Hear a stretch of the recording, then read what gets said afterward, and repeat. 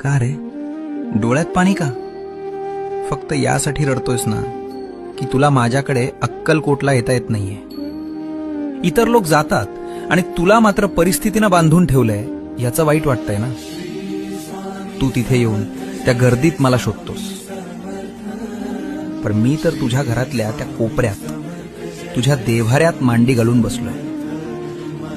बाळा, मंदिरात मी राजा म्हणून बसलोय, लोकांचं गाऱ्हाणं ऐकायला. पण तुझ्या घरात मी बाप म्हणून वावरतोय, तुला सांभाळायला. मग राजाच्या दरबारात जाणं महत्वाचं की बापाच्या मांडीवर बसणं महत्वाचं? त्यामुळे अक्कलकोटला येता येत नाही याची खंत करू नकोस. आत्ता याच क्षणी डोळे मिट आणि बघ, मी तुझ्या समोर उभा नाहीये, तर मी तुझ्या आत बसलोय.